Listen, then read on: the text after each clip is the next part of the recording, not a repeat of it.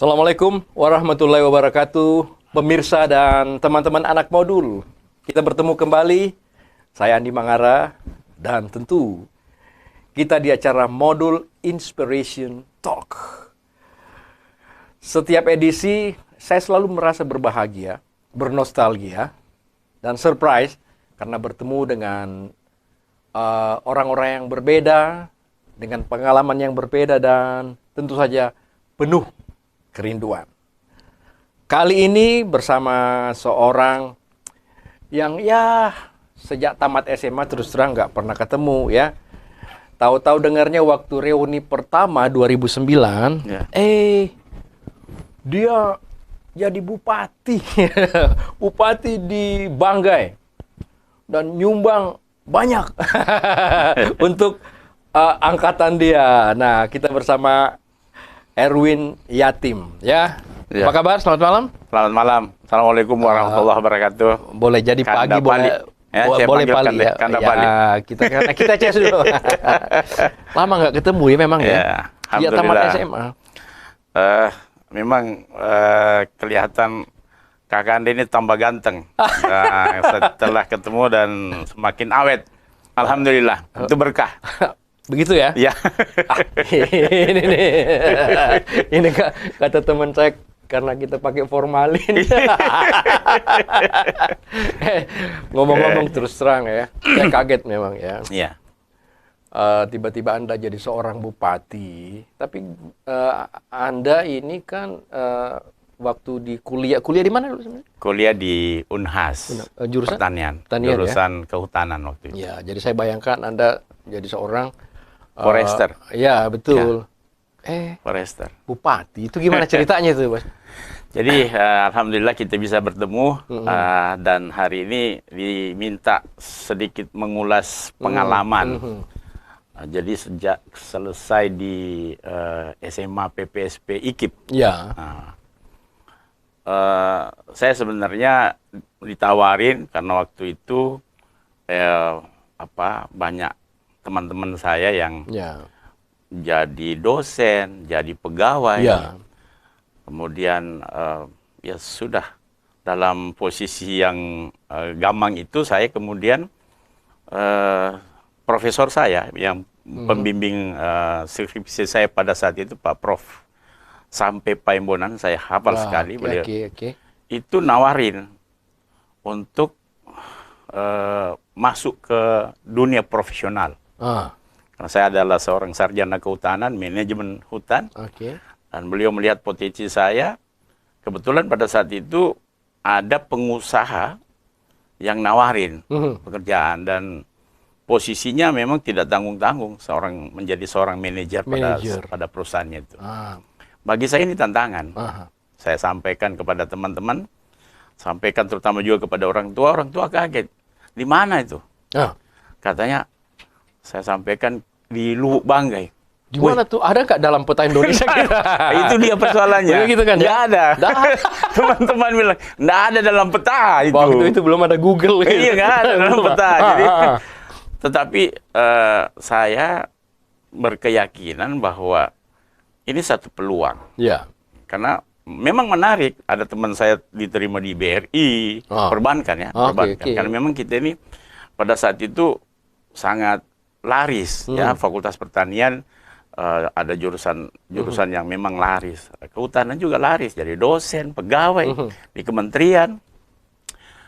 Dan saya kemudian memutuskan sesuai dengan apa yang saya ya, kita juga ditempa dengan satu ada landasan. Kalau saya bukan mengunggulkan, tetapi memang saya lahir dari keluarga yang terbiasa di masjid. Jadi sejak SD, SMP, SMA itu saya sebagai remaja masjid. Remami. Remaja malam minggu. Bukan ya? Remaja masjid ya? Remaja masjid. Remaja masjid. Jadi karena pengalaman itu yang kemudian salah satu kita menyadur itu hadis Rasulullah Nabi kita itu bahwa dalam kaitan dengan mau mencari keberhasilan kita harus keluar dari zona nyaman kita. Dan zona nyaman saya itu pada saat itu di Makassar, mendapat tantangan di Kabupaten Banggai, Sulawesi Tengah yang tidak ada dalam peta. Menurut teman-teman pada saat itu, mungkin teman-teman jadi Anda diganggu mengecilkan. Ya? Kok berani-beraninya ke sana? Ya. Tempatnya nggak jelas, ya. potensinya apa? Dan memang infrastruktur pada saat itu memang tidak sangat mendukung. Di sana ada kecuali apa? ke Palu. Anda Palu naik itu pakai kerbau pesawat. Kerbau pendek. ya. Terus. Jadi saya ya sudah Bismillah. Dapat restu orang tua, saya berangkat ke sana. Udah married? Belum. Pacar masih ya senter-senter jauh. Ya. SSB ya. Terus. Jadi waktu itu saya beranikan diri tahun 85. 90 selesai. Jadi 85 tamat SMA PPSP. Ya. 90 sarjana. Selesai, ya. Oke, langsung ke sana. Langsung ke sana. Jadi enggak berselang lama setelah sarjana saya itu, saya kemudian memberanikan diri menerima tantangan itu, dan jadilah saya seorang pemimpin di perusahaan untuk membuka hutan tanaman industri, proyek hutan tanaman industri pada saat itu. Dan perkebunan. Kebun kelapa? Kebun waktu itu masih belum ada sawit. Sawit belum ada. Coklat. Coklat ya. Ya. Oke. Alhamdulillah dengan kekuatan dan ya memang mau menunjukkan bahwa saya adalah seorang profesional. 1-2 tahun kemudian semakin berkembang usaha itu, dan saya karena prestasi seperti yang kita sudah tunjukkan, dan memang bos besar saya pada saat itu memang orang yang juga sangat profesional. Kita berhasil membangun kawasan HTI dalam 2 tahun itu yang tidak mampu dibangun oleh pengusaha-pengusaha HPH. Kan ini kan HTI ini sebenarnya nirlaba. Orang cari pertama dalam berusaha itu kalau di kawasan hutan atau bergerak di hutan itu adalah pertama cari kayu untuk jadi modal, jual kayu, ekspor plywood dan sebagainya. Tapi bos besar saya ini tidak mau seperti itu. Dia masuk di kawasan yang kecil potensinya dan kemudian memberikan satu peningkatan potensi terhadap lahan kritis. Pada saat itu Pak Haji Murad, ya. Murad. Ya, Haji Murad almarhum. Udah terkenal orang ya, itu. Dulu belum terkenal. Waktu zaman transisi, waktu Soeharto mau jatuh. Iya, betul. Beliau dia yang menyumbang banyak kan ya. $2 juta pada Jadi Anda berada pada orang yang tepat gitu. Ya, alhamdulillah. Saya waktu itu kan belum tahu bahwa beliau ini adalah seorang yang bagaimana ya. Tetapi feeling saya mengatakan ini tantangan. Tantangan yang harus saya hadapi, tunjukkan bahwa lu Banggai yang tadinya menurut teman-teman dan dosen-dosen pembimbing itu tidak ada dalam peta, dan saya mampu menunjukkan bahwa 2 tahun setelah saya bekerja di sana, itu Pak Wakil Presiden datang, Pak Tri Sutrisno. Jadi datang. Teman-teman seumuran kita ini kan masih tahu lah zaman Sudarmono Wakil Presiden ya, zaman Tri Sutrisno masih tahu. Oke. Kita percepat ini ya. Itu kan artinya Anda seorang pengusaha sukses ya. Ceritanya nyebrang ke politik dan Anda jadi wakil bupati, kemudian bupati, itu bagaimana Anda bisa tertarik ke dunia politik itu? Nah, itulah itu jadi soalannya. Kalau JK kan bilang ya hanya pemimpin yang berbasic pengusaha yang bisa bakal sukses gitu loh. Nah, kayaknya Anda praktekkan itu ya. Nah, jadi begini. Jadi saya tidak pernah dalam bayangan saya menjadi seorang eksekutif atau legislatif. Dalam perjalanan karir saya di profesional saya, mengelola HTI, mengelola perkebunan itu, kan melibatkan banyak orang. Proyek HTI, hutan tanaman industri, kan padat modal dan padat karya. Program yang dibangun oleh Pak Haji Murad Hussein ini adalah program yang akhirnya diakui secara nasional. Makanya beliau mendapat penghargaan tahun 97 oleh Pak Harto, diberikan penghargaan, dan kemudian dari usaha beliau itu akhirnya dikasih mengelola HPH. Jadi Pak Haji Murad ini adalah orang yang latar belakang pemikirannya itu sederhana. Gimana? Melihat potensi lahan yang kritis. Beliau sebenarnya bukan ke arah sana. Basic pertama beliau itu adalah seorang kontraktor. Tetapi karena kontraktor semakin besar dan dipercaya oleh pemerintah, dia diversifikasi usaha. Oh. Dan ketika dia diversifikasi usaha itu, dia melihat bahwa kalau dia yang kerja, dia kan tidak ngerti apa-apa tentang pengelolaan kawasan hutan, pengelolaan perkebunan, sehingga saya yang diminta. Jadi ini Anda ini dalam tanda kutip muridnya yang terpercaya. Alhamdulillah. Jadi gitu kira-kira ya. Ya. Jadi akhirnya kawin sama anaknya beliau. Begitu. Jadi dalam perjalanan karir saya, yang mana ya nih? Lirik anaknya dulu, kemudian Anda dipercaya atau tidak Anda sekali. dipercaya karena profesional, kemudian saya profesional. Mertua jatuh cinta ya. Ya, saya profesional. Gitu ya, jadi karena saya tahun 90 sejak mendapat kepercayaan sebagai seorang manajer, membuka lahan, kemudian mengelola hutan tanaman industri, dan kemudian dikunjungi oleh Menteri Kehutanan, Pak Wapres. Namanya masih ingat nggak? Pak Menteri pada saat itu lupa namanya beliau itu. Nggak apa-apa, lupa. Usia. Ya, jadi Pak, yang saya tahu Pak Wapres. Dan foto-fotonya ada semua. Ada semua ya. Okay. Jadi kami sangat bangga dengan apresiasi pemerintah pusat, dan teman-teman akhirnya melihat kita sebagai pegawai, sebagai pegawai negeri, sebagai dosen, sebagai di dunia perbankan, tidak pernah ketemu sama petinggi-petinggi Republik. Tiba-tiba Erwin dalam kurun waktu 2 tahun, 3 tahun, ketemu dengan 4 Wapres tahun, nih. Wapres, Menteri, Menteri Transmigrasi, maksudnya Pak yang kepala BIN itu. Hendro Priyono. Oke. Dan teman-teman angkatan Anda 85 ini mana? Kagum-kagum semua nih. Artinya saya tidak bilang mereka kagum, tapi saya kirim foto. Ini nih Erwin. Nggak begitulah. Anak 85. Saya cuma membuktikan bahwa Banggai ini adalah potensi yang ketika kita garap baik-baik, profesional kita tunjukkan, maka tentu pemerintah melihat sebagai misalnya membangun HT, memanfaatkan lahan yang tidak produktif jadi produktif. Oke, jadi benang merahnya dari semua itu adalah kesungguhan dalam bekerja. Iya, profesional ya. Itu yang kita perlu tularkan ke teman-teman. Kira-kira kalau besar modul ya. Iya. Jadi itu yang saya pikir, profesionalisme, kemudian kecintaan dengan apa yang diberikan kepada kita, dan kesungguhan kita, akhirnya kita dapat banyak hal. Dapat anaknya bos, dan dapat pekerjaan yang semakin melejitkan kita sampai saya menjadi seorang direktur. Luar biasa. Posisi direktur di sana. Oke. Saya nggak apa-apa kasih perbandingan, baru-baru kita buat perhelatan yang besar ya, namanya di Bali ini kan. G20. G20 kan.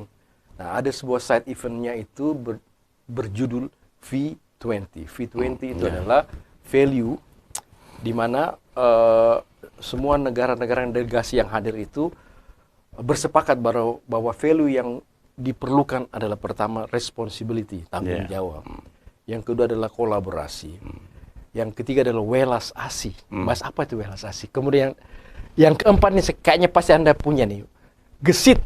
Jadi semua pemimpin dari semua negara yang hadir diharapkan menularkan yang namanya value 20 itu.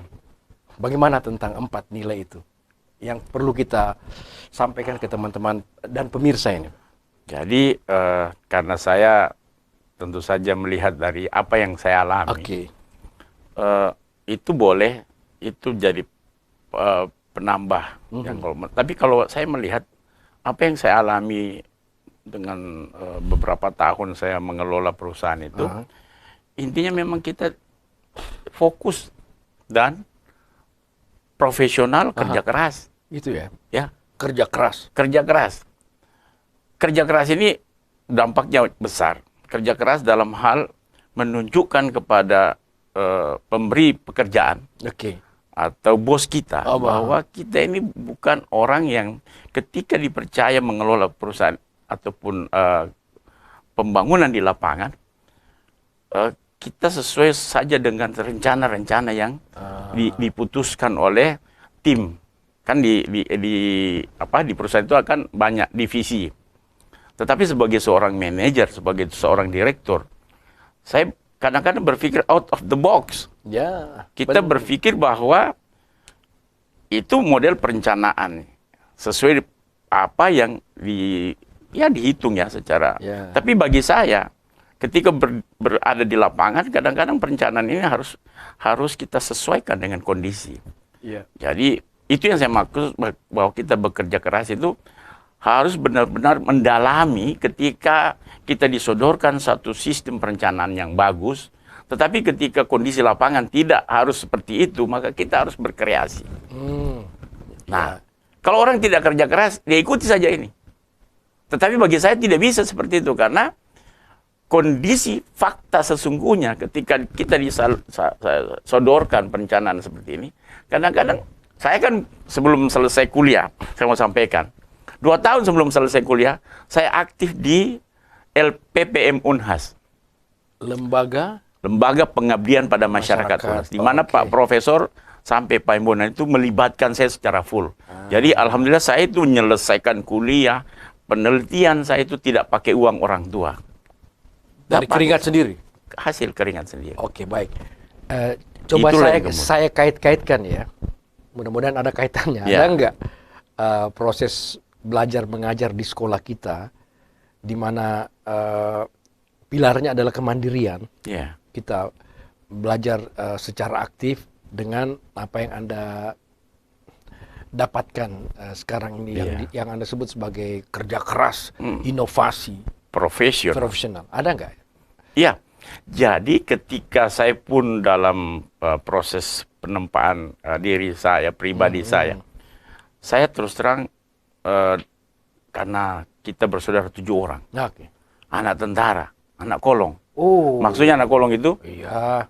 Saudara saya 3 perempuan, saya laki-laki, punya rumah Anda tinggal dinas. di Bajigaos itu kan? Jalan Bajigaos? Belum, itu rumah pribadi. Pribadinya orang tua. Sebelumnya tinggal di Kompleks Perwira. Di Bajigaos itu juga? Di depannya Rumah Sakit Bayangkari. Bayangkara, ya, Jalan Bunga ya. Oke. Itu rumah dinas. Rumah dinas. Punya kamar 2. 2 kamar, 1 kamar 7 bersaudara? 7 bersaudara. 1 kamar orang tua, 1 kamar saudara-saudara cewek. Kita terpaksa di kolong, makanya jadi anak kolong. Dan karena itu tempaan yang luar biasa. Iya, dan karena itu saya banyak bergaul dengan anak masjid. Saya tidak kebanyakan tinggal di rumah dan saya kebanyakan tinggal di masjid. Makna sebagai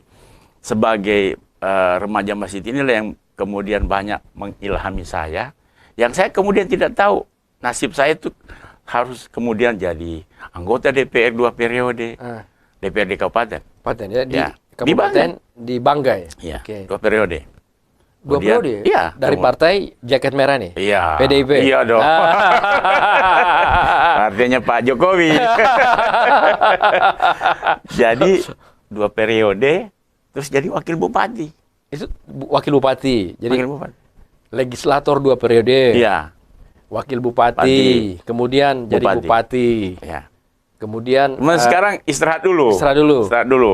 Jadi sekarang back to basic lah. Jadi pengusaha. Dengar-dengar dapat bocoran dari produser kita, sekarang jadi lahan kelapa sawit. Ya, alhamdulillah. Berapa luas? Hasil kurang lebih 200 hektar. 200 hektar ya. Kecil. Tambah beberapa titik untuk anak-anak buah saya berinovasi di peternakan ayam dan sapi. Kira-kira seperti itu. Jadi modal jadi pengusaha selain kerja keras itu konektivitas dan apa lagi? Ya, jadi begini. Jadi ketika saya betul-betul bekerja sebagai pekerja profesional, sebagai orang yang sangat fokus dengan pekerjaan yang diberikan oleh pemilik perusahaan, saya dekat sama rakyat. Faktor pembangunan hutan tanaman industri yang saya katakan padat modal dan padat karya itulah yang kemudian mendekatkan saya kepada rakyat. Mendekatkan saya kepada pemilik perusahaan. Kenapa? Padat modal, pertama. Kalau kemudian kita tidak amanah mengelola modal ini, tentu saya tidak akan seperti sekarang ini. Jadi ketika kita dikasih sesuai dengan program perencanaan yang kita rencanakan, misalnya penanaman, pemeliharaan tanaman, pembibitan, pengelolaan sumber daya manusia yang demikian banyak. Karena padat modal nanam, per tahun kita dikasih misalnya rencana karya tahunan oleh Kementerian Kehutanan itu rata-rata 1.500 hektar. Itu mengelola 1.500 hektar itu membutuhkan tenaga kerja yang ribuan orang. Untuk nanam, untuk pembukaan lahan ribuan, pemeliharaan tanaman, itu serentak semua. Dan karena itu, pengelolaan modal yang bisa kita pertanggungjawabkan dan kemudian tenaga kerja yang bisa kita tentu lakukan secara humanis, pendekatan. Itulah yang menjadi modal saya, yang kemudian saya anggap, saya evaluasi, yang mendorong saya untuk kemudian bisa didorong ke legislatif pertama. Jadi mereka itu, pertama waktu legislatif itu, Pak Herwin maju sebagai wakil rakyat. Saya tidak pernah belajar ilmu politik, saya bilang. Saya tidak pernah punya latar belakang untuk itu. Tapi rakyat mereka ini, pekerja dan masyarakatnya ini, keluarga besarnya ini, bilang, Bapak harus ke sana. Ya, saya laporlah pimpinan perusahaan.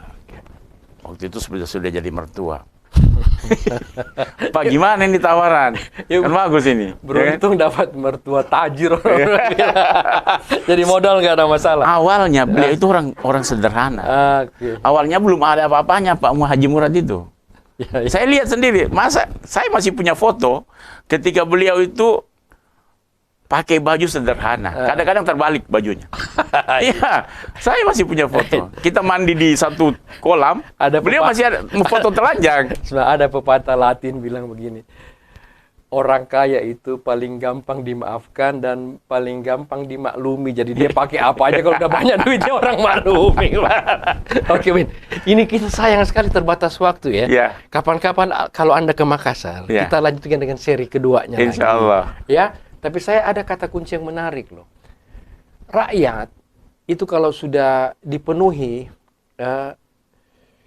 perutnya, dicerdaskan, itu otomatis dia akan suka kita, bersimpati dan akan mendukung kita.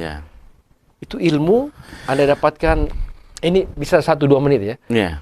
Dan Anda dapatkan dari setelah kerja dengan Pak Murad atau Anda dapatkan? Iya, dari hasil di lapangan itu, berinteraksi sama mereka. Dan ada basic bekal dari masjid itu ya? Iya, itu yang penting. Penting ya? Itu yang paling. Anak remaja masjid, anak modul, ya, sukses jadi legislator, kemudian bupati, dan sekarang kembali jadi pengusaha. Ya, yang paling penting adalah dalam bekerja kita amanah. Oke. Baik, sampaikan 1 menit salam Anda kepada semua pemirsa dan teman-teman anak modul. Silakan.